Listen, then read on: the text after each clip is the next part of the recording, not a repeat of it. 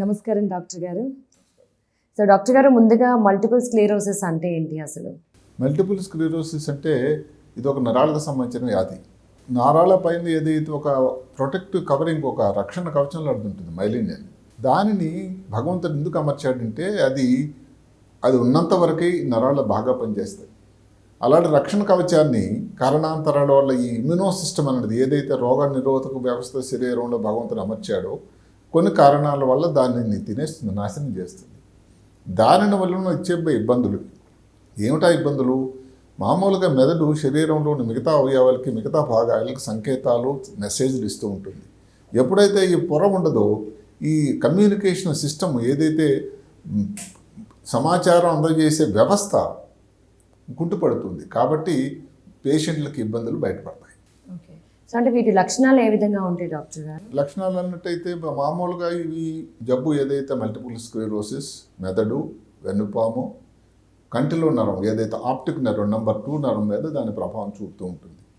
దానివలన ఏమవుతుంది? కంటిలో చూపు తగ్గడం కానీ, పూర్తిగా పోవడం కానీ, కన్ను చూపు మందగా అవ్వడం, ఒక వస్తువు రెండు వస్తువులా కనబడడం, అదేగాక కంటి గుడ్డులో నొప్పి, చేతులు కాలు వీక్ రావడం, చేతుల్లో తిమ్మిరి రావడం, మాటలో తేడా రావడం, నడకలో తేడా రావడం, మూత్రం కంట్రోల్ లేకపోవడం, అలాగే మల విసర్జనలో కూడా ప్రాబ్లం రావడం, ఇలాంటి లక్షణాలు ఈ పేషెంట్లు కనబడుతూ ఉంటాయి. ఓకే. అంటే మల్టిపుల్ స్క్లెరోసిస్ అసలు రావడానికి కారణాలు ఏంటంటారు? ఇంతవరకు కారణాలు ఏ విధంగా ఇవి అని లేవు. మామూలుగా ఎక్కువ మందికి ఏం చెప్తామంటే ఈ కారణం తెలియదు, కొంతమందిలో ఏదో కొంచెం జన్యుపరంగా రావచ్చును అని. అయితే అందులో ఏమిటంటే 200 జీన్స్ ఉన్నాయట. ఏ జీన్స్ వల్ల ఎంత ప్రమాణికం ఉందో కూడా చెప్పడం చాలా కష్టం. కొంతమందిలో ఏమిటది, కొన్ని రకాల వైరస్ వ్యాధి నుంచి పేషెంట్ ఇంతకు ముందుగానే బాధపడితే ఎప్స్టీన్ బార్ వైరస్ అని, లేకపోతే హెర్పీస్ సింప్లెక్స్ వైరస్ అని.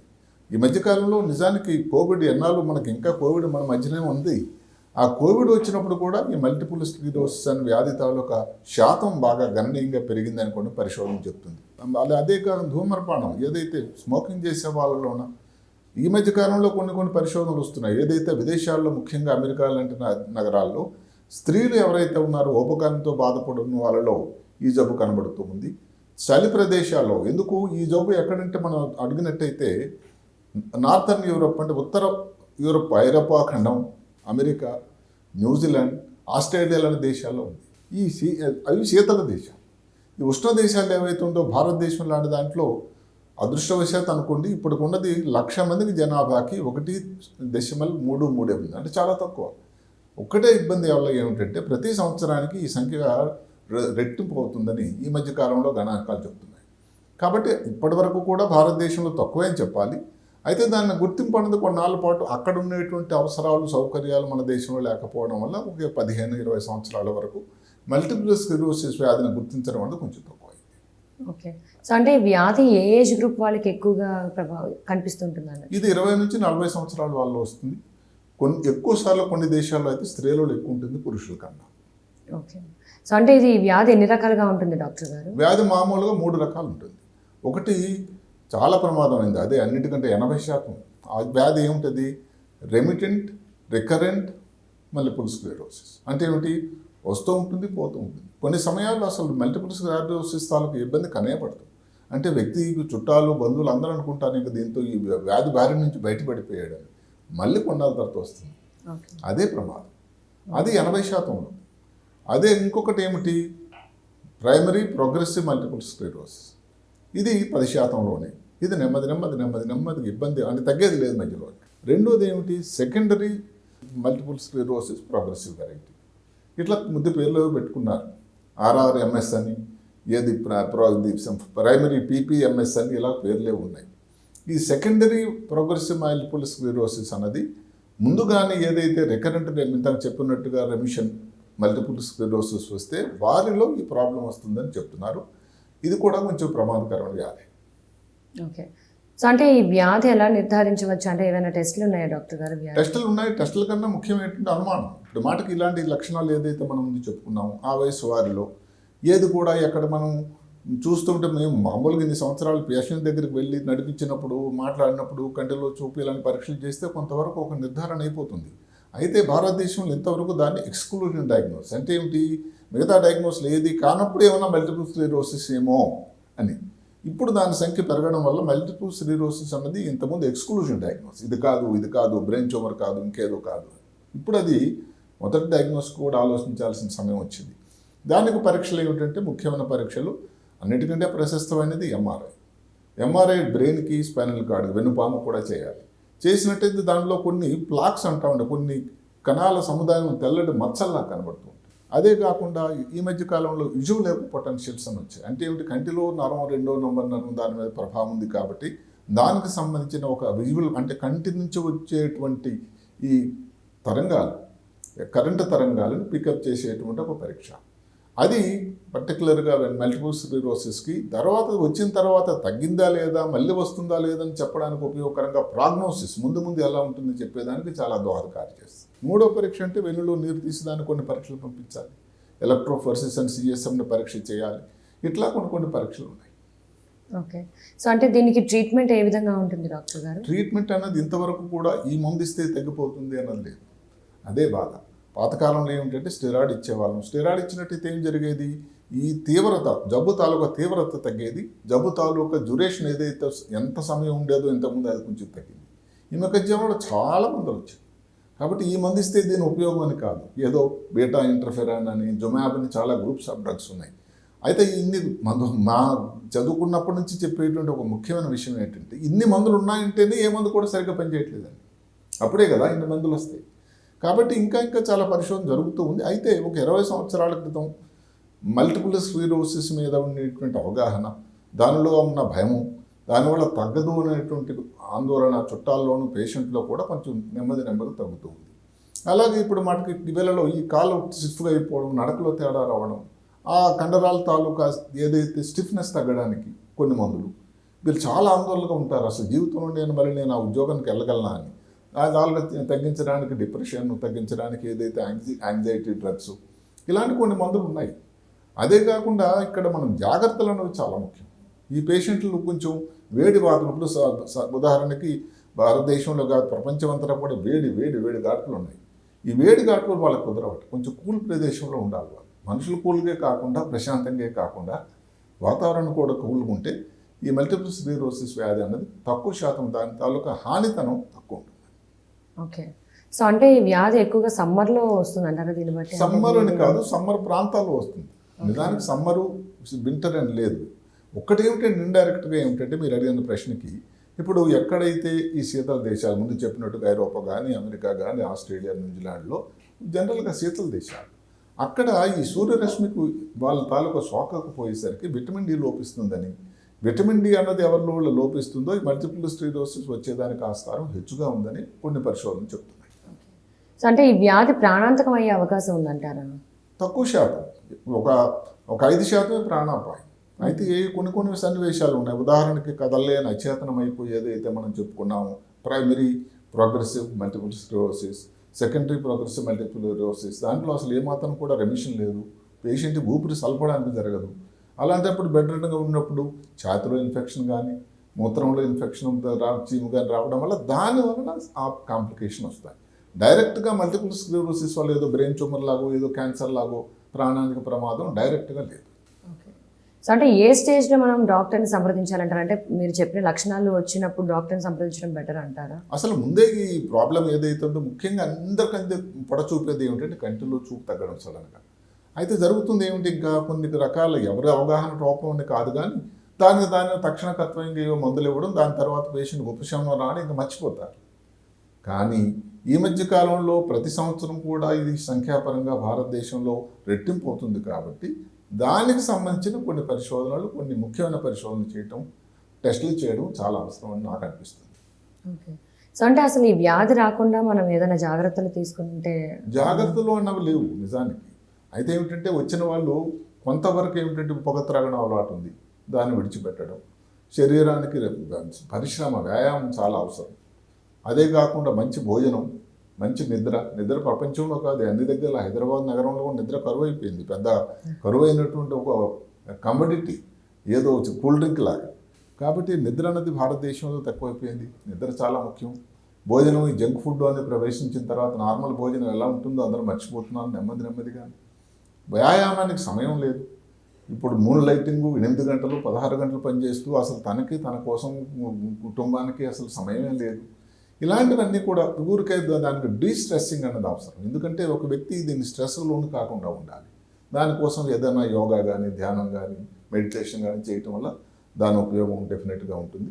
ఎవరికైతే కొన్ని టెస్టుల్లో కానీ విటమిన్ డి లోపం కానీ ఇలాంటి ఉన్నట్టయితే దాని తాలూకా ఇవ్వడం ఏదైతే రీప్లేస్మెంట్ చేయటం వల్ల కానీ కొంచెం తెల్లవారి సూర్యరశ్మికి ఎక్స్పోజ్ అయినట్టయితే తక్కువ శాతం అవకాశం ఉంటుంది. సూర్యరశ్మి ఎక్స్పోజ్ అయినంత మాత్రాన మల్టిపుల్ స్క్లెరోసిస్ రాదని కాదు, ఏదైతే ఇప్పుడు శీతల దేశాల్లో దాని తాలూకా సంఖ్యాపరంగా ఎక్కువ ఉంది కాబట్టి అక్కడి ముందు జాగ్రత్తలు తీసుకున్నట్టయితే కొంత ఉపయోగకరంగా. ఓకే. సో అంటే వ్యాధి ఒకసారి వచ్చి తగ్గిన తర్వాత మళ్ళీ పునరావృతం కాకుండా ఉండాలంటే ఎటువంటి జాగ్రత్తలు తీసుకోవాలి, అంటే మళ్ళీ వచ్చే అవకాశం ఉంటుందా? ఇది నిజానికి 80% ఎవరి చేతులు లేదు. వ్యాధి తాలూకు లక్షణం అది. అది కూడా ఇంకోటి ఏమిటి, ఒకసారి ఒక కంటి దగ్గర వచ్చింది అనుకో, రెండోసారి అక్కడే రావాలని లేదు. ఈసారి బ్రెయిన్లో ఉంటుంది, బ్రెయిన్లో రైట్ సైడ్ వచ్చింది ఒకసారి, ఈసారి లెఫ్ట్ సైడ్ రావచ్చు, వెన్నుపాములో వస్తుంది, ఎక్కడెక్కడ నరాల్లో వస్తుంది. అట్లా ఎక్కడెక్కడైతే నరాల పైన ఉండేటువంటి ఆ మైలిన్ పొర ఉన్నదో అక్కడ రావడానికి ఆస్కారం. అక్కడ దానితోనే ప్రాబ్లం వల్ల. ఎందుకంటే ఒకసారి ఒక చోటుకి మీరు వైద్యం చేశారు, ఇంకో చోటు రాదని లేదు. అది ఆపే శక్తి కూడా ఏ వైద్యానికి లేదు. ఇప్పుడు పరిశోధన అంతా కూడా అదే దిశలో జరుగుతుంది. దాన్ని అసలు క్యూర్ ఇప్పటికి ఉన్నటువంటి వైద్యం పరిశోధనల ప్రకారం మాత్రం మల్టిపుల్ స్క్లెరోసిస్కి క్యూర్ లేదు. అది మాట చెప్పడం నాకు చాలా బాధాకరంగా ఉంది, కానీ ఇప్పుడు పరిస్థితి అది. అయితే సైన్స్ అంతా నిరంతర ప్రగతి చెందుతూ ఉంది. పాతకాలంలో 20 సంవత్సరాల క్రితంకి ఇప్పటికీ ఎంతో మారింది. కాబట్టి నేను అనుకోవడం చాలా ఆశాస్పదంగా ఉంటాను. నేను ఏమిటంటే ముందు ముందు దీనికి ఏదైతే క్యూర్ అన్నది ఏంటంటే ఇంకా నివారణ అన్నది వచ్చే అవకాశం ఉందని నేను అనుకుంటున్నాను. ఓకే.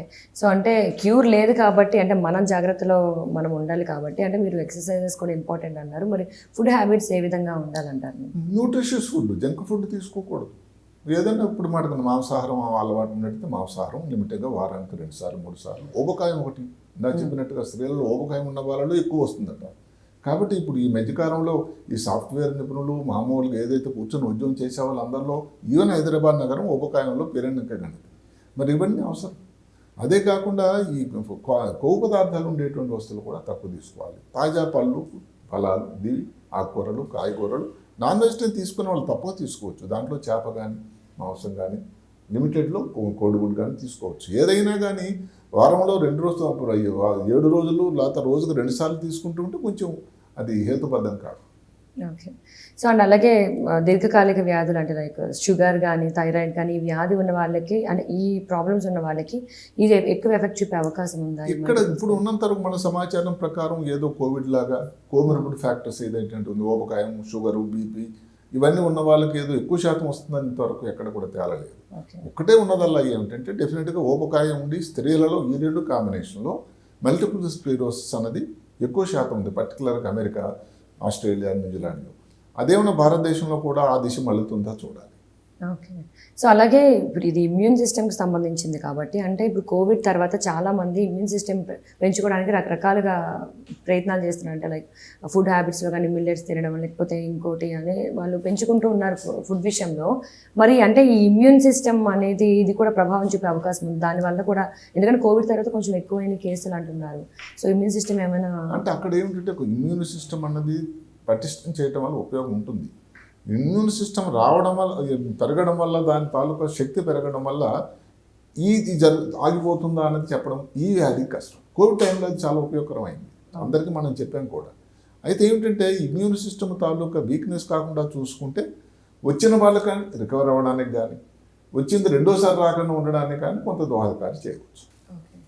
సో అంటే ఇమ్యూన్ సిస్టమ్ ప్రభావం చూపించడానికి, అంటే లైక్ ఇప్పుడు ఉన్నదానికన్నా ఏదైనా అతిగా తీసుకున్నా మనకి అది ప్రభావం చూపిస్తుంది ఏ విషయంలోనైనా.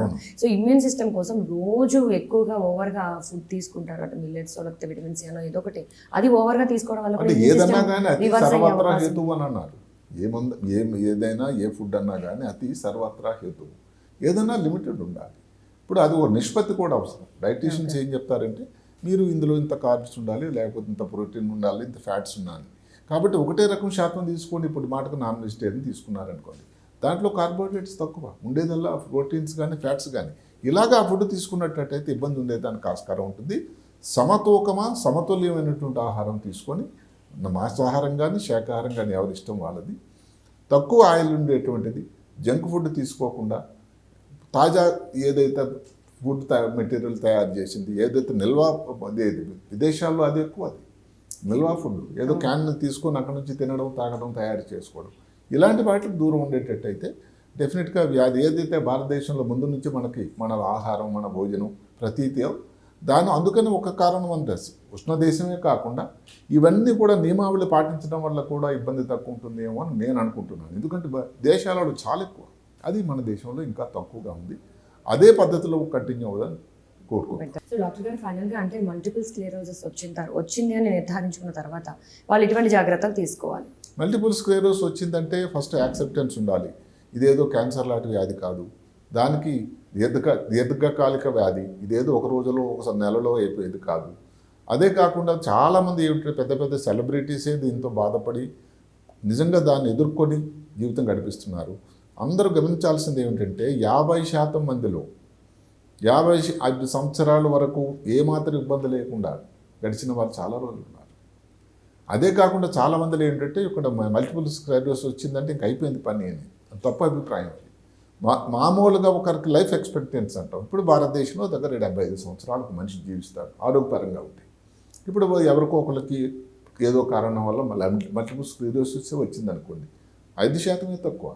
అంటే ఏదో గణనీయంగా ఏదో 40-50 మంది మన కోవిడ్ టైంలో సెకండ్ వేవ్లో లాగా వ్యక్తులు చనిపోవడం జరిగిపోవడం లేదు. దయచేసి అందరూ గమనించండి. కాబట్టి కోవిడ్ వ్యాధి ఇబ్బందికరమైన వ్యాధి, క్యాన్సర్ లాంటి వ్యాధి కాదు, అంటువ్యాధి కాదు. వచ్చిన దానికి ఫిజియోథెరపీ కానీ లేకపోతే ఎవరన్నా కొన్ని సెల్ఫ్ హెల్ప్ గ్రూప్స్ అని ఉన్నాయి.